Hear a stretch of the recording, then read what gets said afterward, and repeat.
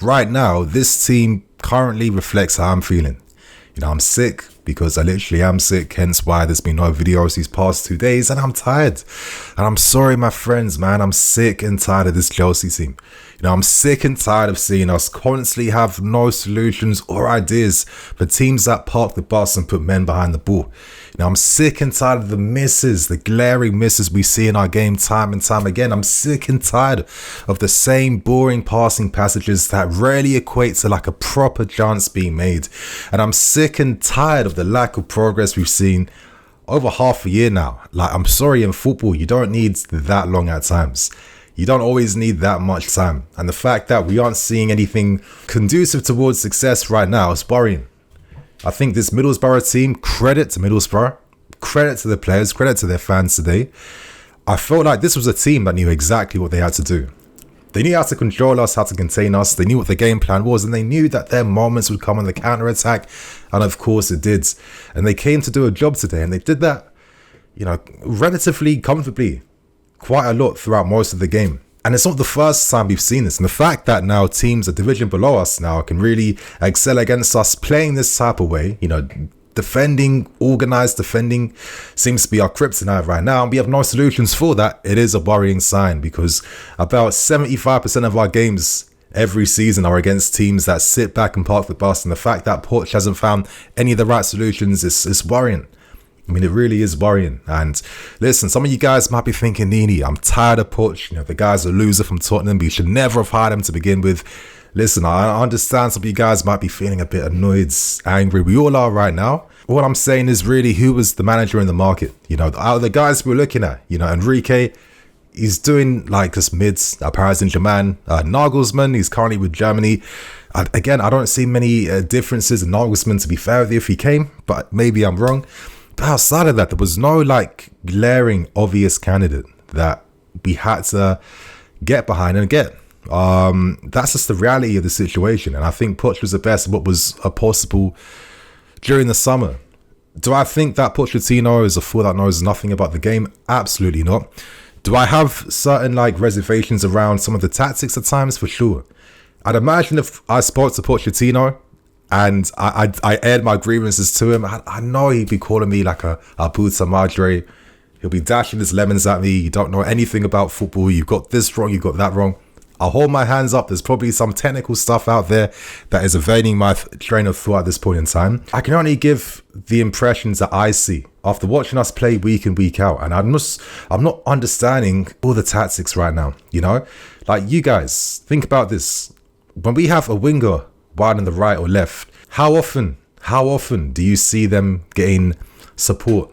How often do you see the opposition doing 2v1s against us? And how often do you see the balls tend to get played backwards or back into midfield? I don't see what we do with the width to really get in behind teams. And because we lack any proper penetration, because we lack proper support in the wide areas, it creates these games I keep seeing against this type of team that park the bus all the time, where we end up playing everything in front of them. All the men are behind the ball. We're in front of them. There's no running behind. We're not doing nothing to stretch them open. We're not playing switch balls to take them out early. You're not seeing enough of that. And it's been the same old story this whole season. And it's getting a bit tiring that, after all this analysis after games and, all this talk to the media and after all the stuff that's been worked upon in training, I mean, what is actually being worked upon? Does it really take that long to start seeing signs of progress? I'm not too sure. I don't really understand because, the reason why I'm feeling like this, man, is that second half performance was even less than the first half. What was like the proper opportunity in that second half compared to anything in the first half? You think that in the second half, we're looking to come back, get the gears on point, really put on the burners, put pressure on Middlesbrough and try to at least get a goal in this game today. And you saw nothing.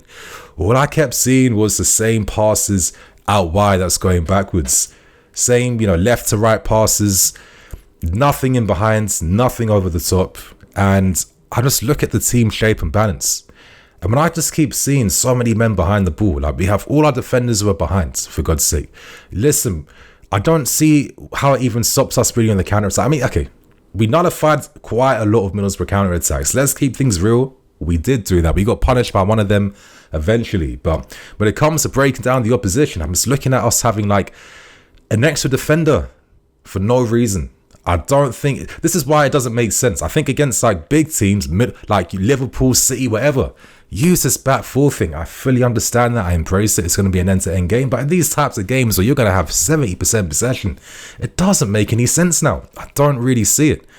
I don't really understand it because our attacking players so awful against teams that sit back and are organized, and there's been no signs of improvement whatsoever. I don't know what Pochettino can do, but whatever this idea is, it's not working. It really isn't. You know, it's crazy that when we had a natural left back, Matson's now going to Dortmund, but even then, is there any point bringing him up? Because Poch just refused to want to use him at left back position, and I don't understand that. You know, in the second half, when I'm seeing Mudryk coming on the field and I'm seeing him going 2v1 against defenders, I'm not seeing an overlapping run. I'm not seeing like at least two other players around him to create a passing triangle, at least to have some more options near there. I'm not seeing that whatsoever. It was the same case for Raheem Sterling.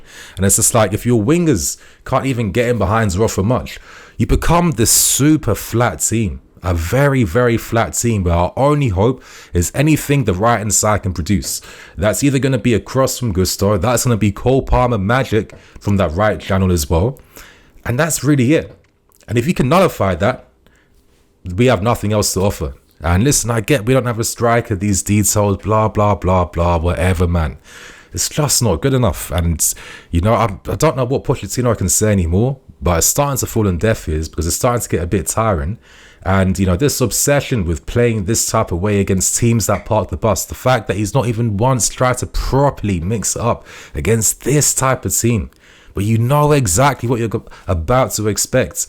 It's just like the definition of insanity. It's just like repeating the same thing, hoping it's going to be different the next time, and it's not. It would have, if it worked, we would have seen this like at least like 2 months ago, for God's sake. It's going into the new year.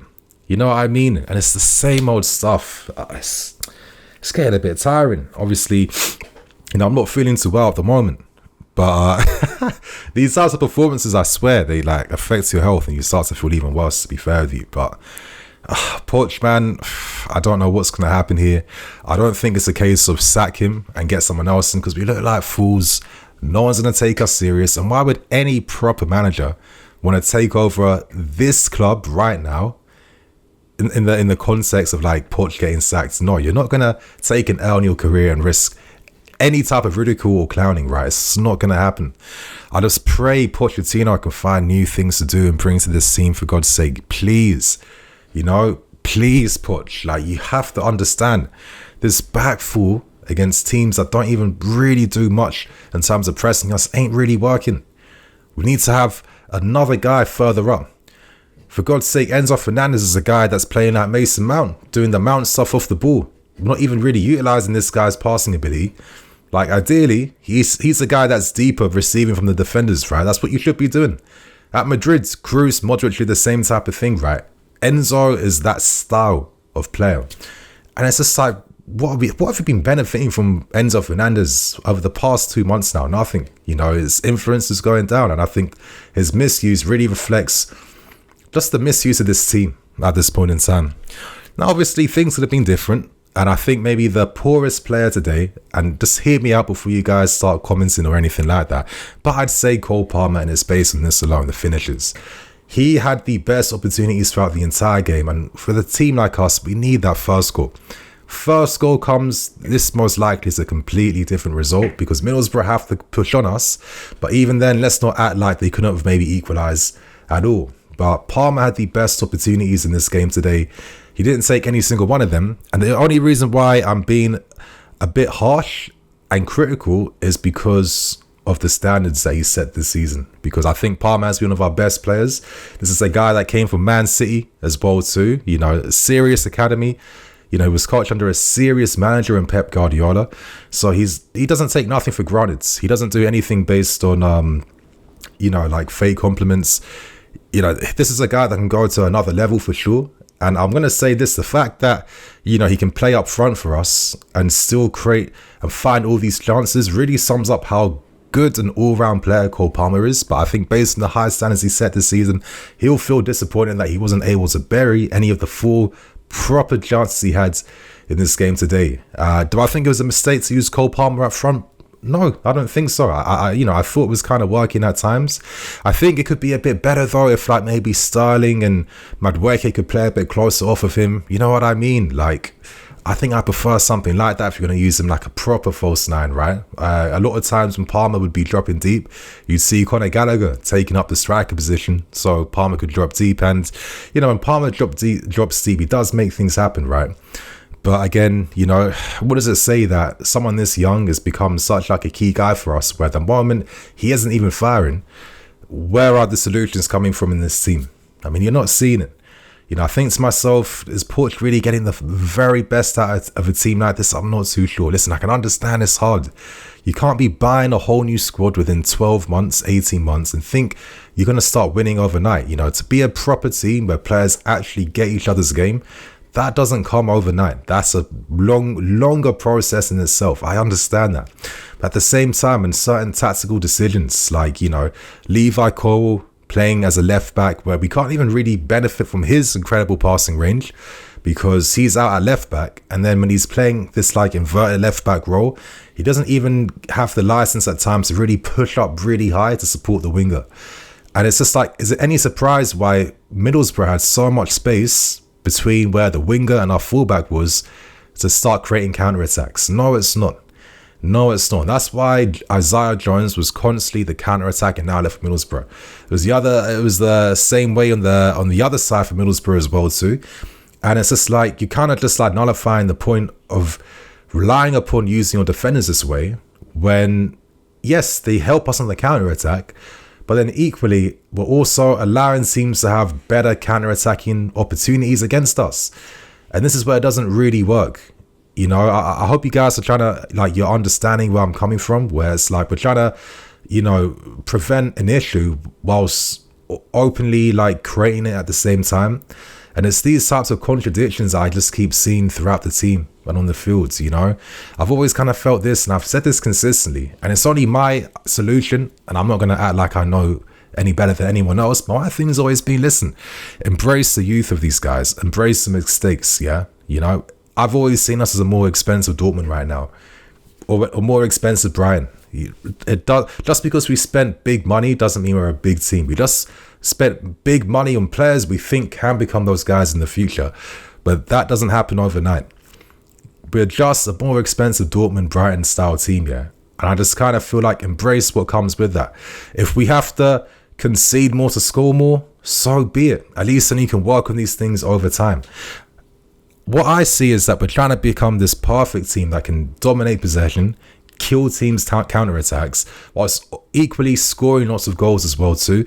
It can happen, but it ain't going to happen with this team. It's not going to happen with this team. And if anything, if this is the first year where this season's a write-off again, that means absolutely nothing because we have no European football.